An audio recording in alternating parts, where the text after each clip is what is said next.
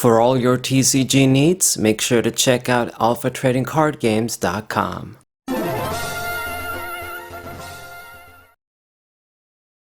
What's poppin', everybody? It's the Sabro Final 4. This is gonna be my tribute and goodbye video for Pokemon TCG Online. Of course, it's just a game, it's just a program, but I've been playing it for so many years, and it's a crucial part of course, the channel, and I guess the history of me with Pokemon TCG and the channel. So I'm just gonna talk about how I got into it, and I guess maybe share some other things um, along the way. But anyway, for me, Pokemon TCG Online goes back many, many years, like pretty much, I'd say a decade at this point. It's 2023. I think I first downloaded it in 2013. So in a way, it's maybe 10 years, 9 years, who knows? But back then, this is such a long time ago. I was in the UK, I was in London, I was still studying in my bachelor's, which I didn't get in the end, but I don't want to get into that story. I was going to become a teacher of English, TESOL, teaching English to speakers of other languages. I was at university. I was living with my grandparents at the time. And yeah, with the Pokemon TCG, I got into the Pokemon TCG when I was 14, basically. That's an entirely different story. That's too long. But even though I did play Pokemon and I was aware of Pokemon from when the franchise first came out, I mean the TCG is just I don't think there wasn't really an easy way to get the cards or collect the cards. It took a couple of years for us to really just get into the cards at least. At least in my case, I think other kids did play Pokemon cards or collect Pokemon cards at least, but Yu-Gi-Oh was bigger in that sense. When it comes to card games, it was Yu-Gi-Oh. I got into the TCG, playing with my brother, playing at home. In my country, we didn't really have tournaments and local game stores you can play and stuff. It's just you played with your friends, you played with maybe the kids in your neighborhood, stuff like that.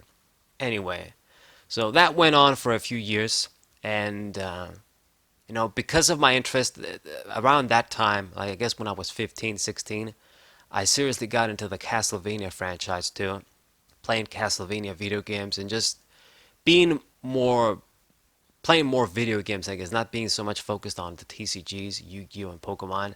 I mean, there's other reasons for that. My dad preventing me from buying cards and that sort of shit.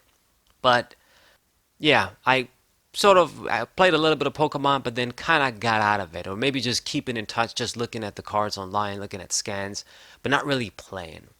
And when I went into the UK, and I was more independent. I had my own money. I could do whatever the hell I wanted. It was much easier for me. And I didn't know about Pokemon TCG Online, and that came out in I think 2011. So when I was in the UK, and I was studying, I I did get into that groove, man, with Yu-Gi-Oh a lot, and then eventually with the Pokemon TCG, collecting, trying to get cards and get back into the game sort of thing. And it's when I found out about Pokemon TCG Online as well. And Puka, the top cut, somebody that I really admire, I guess admire is a good word to use, look up to in terms of his Pokemon YouTube channel when it comes to the Pokemon TCG. And somebody that it's really the only real actual Pokemon TCG channel that I watched. With Jay Witz, I guess, if you want to include him when he was doing TCG videos as well from the DP and Hard Gold era. If I remember right, I can't be too sure because there's just so many little things to remember, but I do think what prompted me to get back, it was when I looked at Groudon Full Art from Dark Explorers, thinking, man, what a cool card. This is what Pokemon cards look like these days. And of course, I knew, okay, these are EXs. They came back from the old EXs that I was familiar with. I didn't know, though, that they were going to be so dominant and all the regular Pokemon were useless. I bought a few single cards from, I think it was Chaos Cards or Magic Madhouse, but some random like Gothitelle and Grumpig Psychic cards, thinking these cards are good. Look at read what their attacks do and stuff. And obviously, I mean, Gothitelle was, but not in terms of an attacker. Grumpig wasn't really a good card from I think Dragons Exalted or something. Can't quite remember. But obviously, you want to get into the Pokemon TCG, make decks, and at least the way I do things, if I can make a deck with one of my favorite Pokemon that's actually good too, then it's a plus. So I looked at, okay, cards that I like. Oh, there's this new Rayquaza EX. Rayquaza EX seems like a strong card as far as the X's go. Let's see if we can make a deck with this guy. And I found out the Raybor deck, Puka's video. I think it was the beginner deck video that he made, because he has plenty of videos with Rayquaza and Emboar. So Raybor, it was the deck. And he did say in the video, you can get Emboar easily through tints. Rayquaza X, you can get him from a tin too. Obviously, the original card was from Dragons Exalted. And I got behind that shit. I mean, I looked at his video, figured things out. Okay, so this is how this deck works. Basically, Fire Energy Acceleration with Emboar, and Rayquaza is going to be getting the big KOs. I got myself a Rayquaza EX tin. I got a Emboar tin as well. And I bought Dragons Exalted booster packs, a lot of them. I did pull a Rayquaza EX. I think I bought a lot of loose booster packs as opposed to a booster box because either I couldn't find one or it was cheaper. My first black and white booster box was actually Plasma Blast boxes. And then I got Legendary Treasures too. That was another easy way to get Emboar from that set, which I did. I got Plasma Blast because originally I thought I was going to make like a Salamence deck. I looked at, oh, Salamence, my favorite Pokemon. This is the latest card. Looks really cool. And I was all for it. Plasma Blast, it made sense to me. It was Salamence inside, Blastoise, Cradily, a bunch of other cards. So it made sense to me. But anyway, I'm talking about this because it all leads up to Pokemon TCG Online. Those were the cards that I got, the codes that I have from the Legendary Treasures booster box, Plasma Blast, Dragons Exalted, and after that I got more shit, obviously. Made the Pokemon TCG Online account with my laptop back then, and just started playing. I mean, I'm pretty sure I must have heard and learned about Pokemon TCG Online through Puka as well, but maybe it was actually the code cards inside. I can't really quite remember. Anyway, the point is that that's where my journey with Pokemon TCG Online started. Back then, Pokemon TCG Online, it was not the Pokemon TCG Online of today. You know, you could play games, play a lot of games, and you didn't really gain much. There was no versus ladder. It was just you got a few coins out of each game. And I mean, even when you won, you didn't really get a lot. So acquiring cards without using codes was much, much harder back then. Now, at the same time, I think back then there was a lot of players that were struggling and didn't have much as well. And I guess you could say this can be a case today, but definitely back then. So I guess you could say there were a lot of bad players or a lot of players that had to use bad cards. And I was in the same boat. I was using half-assed, Emboar decks, half-assed Blastoise decks, which I still have saved up on my Pokemon TCG Online. Half-assed Darkrai Hydreigon decks. I got a lot of memories of that. And I kept playing, doing my thing.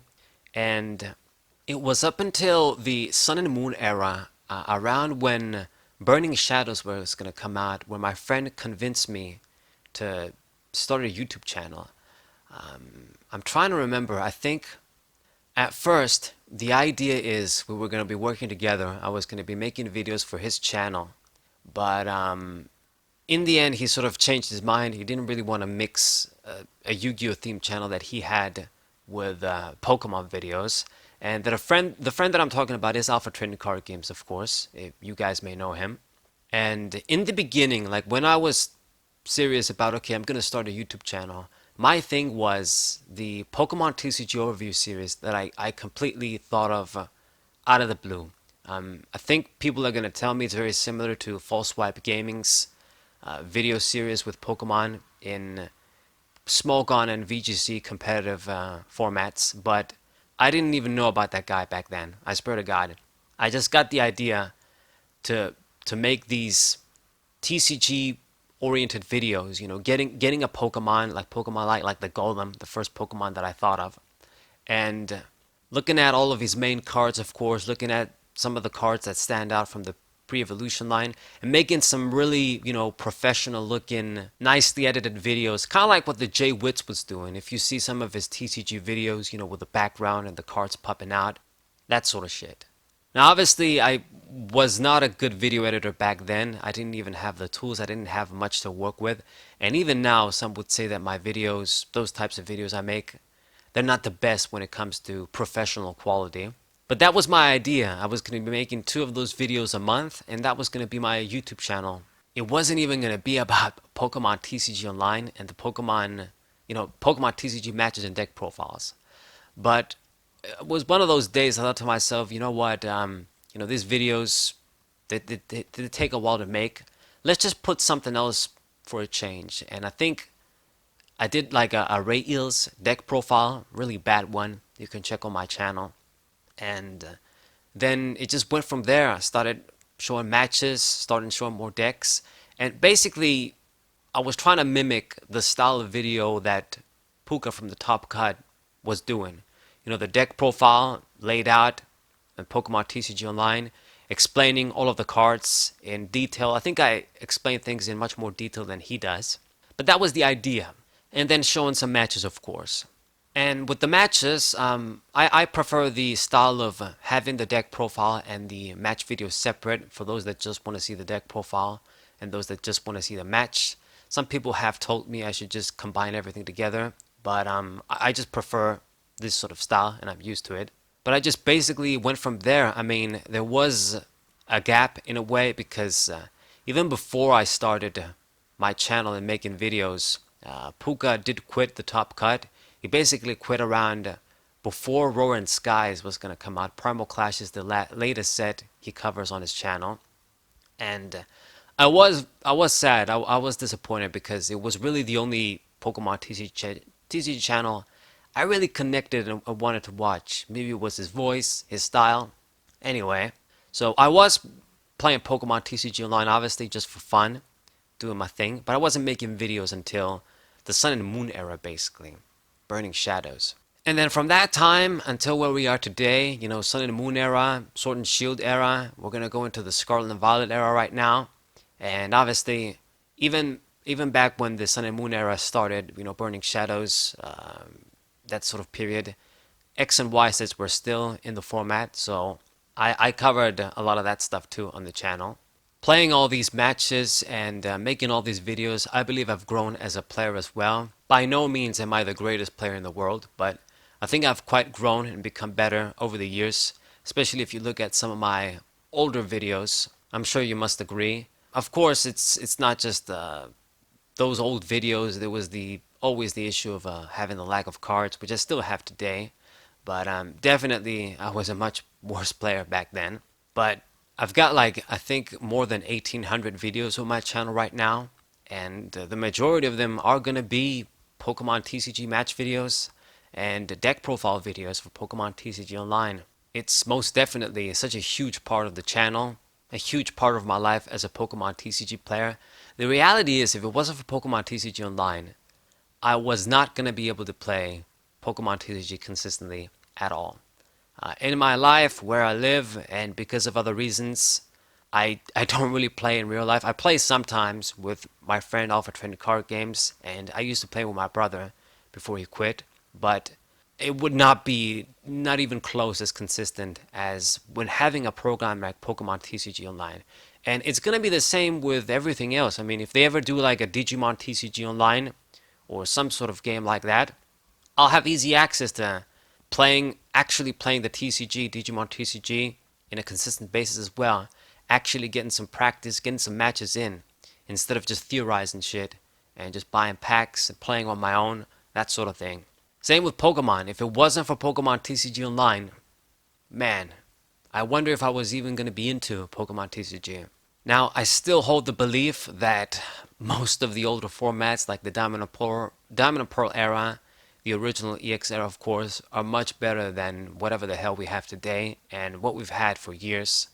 But I mean, even throughout the worst parts, Sword and Shield era, Sun and Moon era, X and Y era, Black and White era, whatever, there's always good, good parts. Those formats did have a lot of good in them as well. Otherwise, I wouldn't have been playing at all.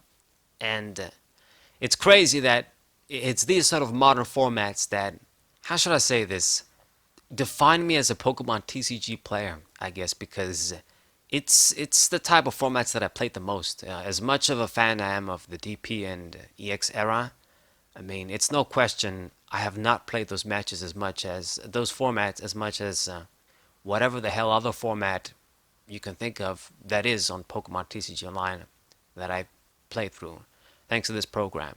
Pokemon TCG Online, a lot of people are going to say it's antiquated, old system, and it lacks a lot of features that maybe some are going to consider staples, but it was just something very simple to get used to. And if you did have cards, if you did use codes and got something going and you played, it only made it easier for you to keep grabbing cards. There was the trade system as well. It wasn't the greatest. I liked it before where you could make trades without paying tokens. That was much better for me. But they had to implement that, I guess, to have less people maybe make trades, more serious people. You had the tournaments. Eventually, they added the versus ladder, helping you get even more rewards. It did get the job done. And most definitely, it's a very huge part of the success of the Pokemon TCG as a whole right now. Pokemon that were clever enough to get into the online shit first, basically, in 2011. And even if though it wasn't perfect, it was a start and they were ahead of the game. Yu-Gi-Oh! Master Duel only came out last year, basically. Digimon doesn't have anything. I hope they do have something soon, or someday at least. But Pokemon, in a way, they were the pioneers with Pokemon TCG Online. Some shit like the Deck Wizard, that was useless, but it was thanks to that we got that series in Puka's channel, Deck Wizard Wednesday series. Pretty funny stuff, just making a bad deck through the Deck Wizard and seeing if you could actually do some shit with that. Some of the best videos on his channel. And yeah, man, I mean, 9 and 10 years, it's definitely a long time to be playing such a game almost consistently. It is a pretty big thing if you ask me, and I am gonna miss it going away. Another thing that I want to mention as well, which I don't know if a lot of people know, but the cool thing, or it was gonna be cool if it happened, about Pokemon TCG Online is at some point they did intend of adding the Diamond and Pearl era cards as well. And there's proof of that in the code and stuff. And I even have like a very old video on my channel showcasing that. Random Diamond and Pearl cards, if you search for them and not owned on your collection of TCG Online, like a Storm from Abomasnow, a Torterra from Majestic Dawn, you could actually have that shit over there. So at some point they did intend on putting those cards. You won't be able to see them now, but when there was like a glitch or some stuff going on with Pokemon TCG Online, they did pop up. It's a shame that never happened. We know with Pokemon TCG Online, they're going to pretend the Heart and Gold cards don't exist either, which is very, very sad and disappointing. But that's, I guess, the story or my story of Pokemon TCG Online. I played a lot of matches, I made a lot of decks, I tested a lot of things out. Some of them worked, a lot of them didn't. I'm always going to remember this shit, and I think that's it. This is going to be my tribute slash goodbye video to Pokemon TCG Online. Hope you guys enjoyed listening to this story, and for the love of God, I hope this Pokemon TCG Live turns out to be a good enough successor, if not immediately, eventually. Okay guys, that's gonna do it for today. Subscribe to the channel, leave a like, share this video with your friends, and I'll see you guys next time. Goodbye, Pokemon TCG Online. Wassay!